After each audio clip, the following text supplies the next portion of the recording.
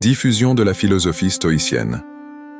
Si vous n'êtes pas abonné, je recommande vivement de le faire et d'activer la cloche pour ne manquer aucune vidéo. Leçon numéro 1. Comprendre ce qui est sous votre contrôle. Avez-vous déjà été pris dans une tempête? Non pas une tempête avec pluie et tonnerre, mais les tempêtes de la vie, des événements inattendus, des déceptions ou des changements soudains. Les philosophes stoïciens de la Grèce antique et de Rome ont une leçon qui ressemble à une ancre dans ces tempêtes, la dichotomie du contrôle. Imaginez ceci, vous planifiez un événement extérieur et malgré tous vos préparatifs, il pleut. Maintenant, vous ne pouvez pas contrôler la météo, peu importe à quel point vous le souhaitez. Mais votre réaction à la pluie, c'est à vous de décider. Vous pourriez vous lamenter, être frustré, ou vous pourriez vous adapter. Épictète, un philosophe stoïcien, né esclave et rose pour devenir l'un des penseurs les plus influents de son temps, l'a dit succinctement. Certaines choses sont sous notre contrôle et d'autres non. Cela semble simple, mais dans cette simplicité se cache une profonde sagesse qui a le pouvoir de transformer notre quotidien. Chaque jour, nous sommes confrontés à une myriade de situations, certaines que nous pouvons influencer comme nos routines quotidiennes, les livres que nous lisons ou la compagnie que nous entretenons.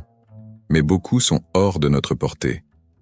Événements mondiaux, les actions des autres, le passage du temps, et oui, la météo. Les stoïciens croyaient que notre bien-être ne dépend pas d'événements extérieurs, mais de comment nous les interprétons et y répondons. Ce n'est pas l'événement lui-même, mais notre jugement sur l'événement qui provoque nos émotions. Repensez à une époque où vous avez fait face à un revers. Peut-être que vous n'avez pas obtenu le travail que vous vouliez.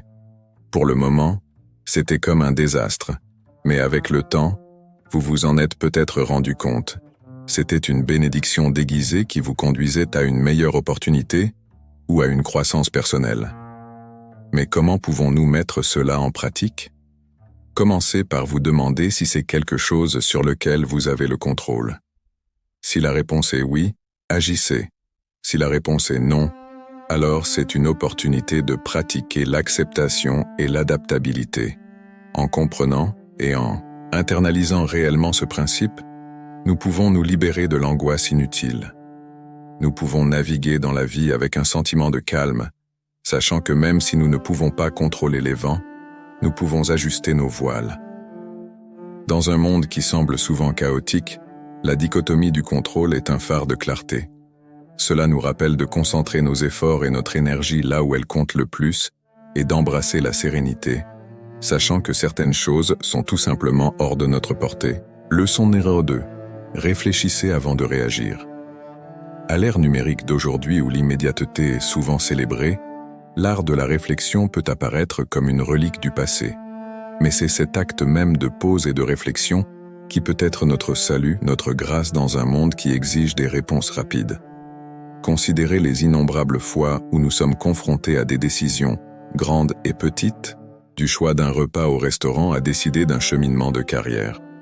Le spectre des choix est vaste, mais ce n'est pas seulement l'ampleur de ces décisions qui compte, c'est la manière dont nous les approchons. Explorons un scénario courant. Recevoir un message qui touche une corde sensible.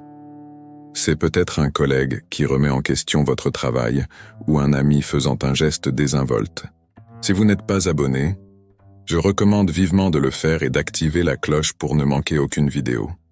En vous accordant ce moment de détachement, vous ne supprimez pas vos émotions. Vous leur donnez un espace pour respirer, pour être comprise. Cette pratique de réflexion ne concerne pas l'acceptation ou l'évitement passif, c'est sur l'engagement actif avec nos pensées et sentiments. Il s'agit de poser des questions approfondies. Pourquoi est-ce que ce commentaire m'a si profondément affecté? Quelle croyance sous-jacente ou expérience passée influence ma réaction? Est-ce une réaction immédiate basée sur la situation présente ou sur des bagages passés? De plus, la réflexion avant la réaction est un outil qui favorise l'empathie en nous permettant non seulement de considérer notre propre point de vue, mais aussi celui des autres. Peut-être que ce collègue a eu une journée stressante, ou cet ami n'a pas réalisé le poids de leurs mots. En réfléchissant, nous ouvrons la porte à la compréhension, non seulement pour nous-mêmes, mais pour ceux qui nous entourent.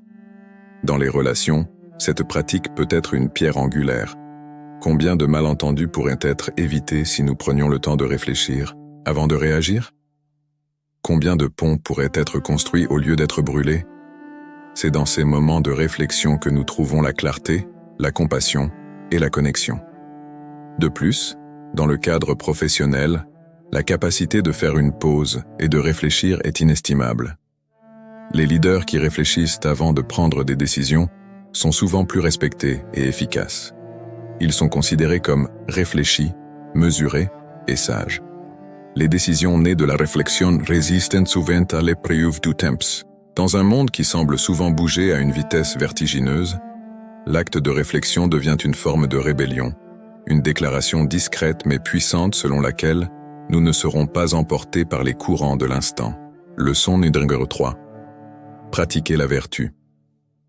Les stoïciens enseignaient que la vertu est le seul bien véritable et que vivre une vie vertueuse est la clé du bonheur. Mais qu'est-ce que la vertu selon les stoïciens? Pour eux, la vertu consiste en 4 principes cardinaux: la sagesse, le courage, la justice et la tempérance. La sagesse implique la recherche de la connaissance et de la compréhension, ainsi que l'application pratique de cette sagesse dans la vie quotidienne. Le courage est la capacité à affronter les difficultés et les défis avec détermination et résolution, même lorsque cela semble difficile ou effrayant. La justice est le respect des autres et le traitement équitable de tous, en reconnaissant la valeur intrinsèque de chaque individu.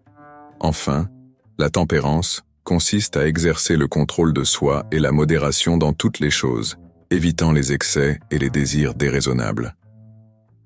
Pratiquer la vertu signifie vivre en accord avec ses principes, cherchant à cultiver et à manifester ses qualités dans toutes les facettes de la vie. En suivant cette voie, les stoïciens croyaient que l'on pouvait atteindre un état de tranquillité intérieure et de contentement, indépendamment des circonstances extérieures. Leçon numéro 4. Accepter le changement. Dans la vie, le changement est inévitable. Les stoïciens enseignaient que résister au changement ou s'accrocher obstinément à des choses qui sont en train de changer est une source de souffrance. Au lieu de cela, ils préconisaient l'acceptation du changement et l'adaptation à ses exigences. Cela ne signifie pas être passif ou apathique face aux défis ou aux transitions de la vie, mais plutôt embrasser le flux naturel du changement et trouver la force intérieure pour s'y ajuster. En développant cette capacité d'acceptation, les stoïciens croyant que l'on pouvait trouver la paix intérieure et la stabilité, même au milieu des tourments extérieurs. Leçon numéro 5. Pratiquer la gratitude. La gratitude est une pratique puissante recommandée par les stoïciens pour cultiver une perspective positive et une attitude de contentement dans la vie. En reconnaissant et en appréciant les nombreuses bénédictions et opportunités qui nous entourent, nous pouvons développer un sentiment de gratitude qui enrichit notre expérience quotidienne. La gratitude nous aide à nous concentrer sur ce que nous avons plutôt que sur ce qui nous manque, ce qui peut conduire à un plus grand sentiment de satisfaction et de joie. En pratiquant la gratitude, les stoïciens croyaient que l'on pouvait trouver la paix intérieure et la sérénité, même face aux défis et aux difficultés de la vie. Leçon numéro 6. Vivez dans le moment présent. Les stoïciens enseignaient l'importance de vivre pleinement dans le moment présent. Ils soulignaient que se préoccuper du passé ou s'inquiéter de l'avenir ne fait qu'engendrer de l'anxiété et du chagrin. Au lieu de cela, ils préconisaient de se concentrer sur le présent, de vivre chaque instant avec intention et pleine conscience. En pratiquant la pleine conscience, nous pouvons nous libérer des regrets du passé et des craintes de l'avenir, nous permettant ainsi de trouver la paix intérieure et la tranquillité d'esprit. En vivant dans le moment présent, nous sommes plus à même de savourer les joies simples de la vie et de cultiver un sentiment de gratitude pour chaque instant précieux. Leçon numéro 7. Pratiquer le détachement enfin. Les stoïciens enseignaient l'importance du détachement par rapport aux choses matérielles et aux résultats externes. Ils soulignaient que s'attacher trop fortement aux biens matériels ou au succès extérieur ne fait que nous rendre vulnérables à la souffrance et à l'insatisfaction. Au lieu de cela, il préconisait de cultiver un état d'esprit détaché, où notre bonheur et notre bien-être ne dépendent pas des circonstances extérieures, mais plutôt de notre attitude intérieure et de notre façon de percevoir le monde. En pratiquant le détachement, nous pouvons trouver la liberté intérieure et la paix d'esprit, indépendamment des hauts et des bas de la vie. Conclusion. En résumé, les enseignements stoïciens offrent un guide précieux pour mener une vie épanouie et équilibrée, même dans les moments les plus difficiles. En comprenant ce qui est sous notre contrôle, en réfléchissant avant de réagir, en pratiquant la vertu, en acceptant le changement, en cultivant la gratitude, en vivant dans le moment présent et en pratiquant le détachement, nous pouvons trouver la sagesse, la paix et le bonheur intérieur. Que ces leçons stoïciennes vous guident sur le chemin de la sérénité et de l'épanouissement personnel, vous permettant ainsi de vivre une vie pleine de sens et de... Si vous n'êtes pas abonné, je recommande vivement de le faire et d'activer la cloche pour ne manquer aucune vidéo.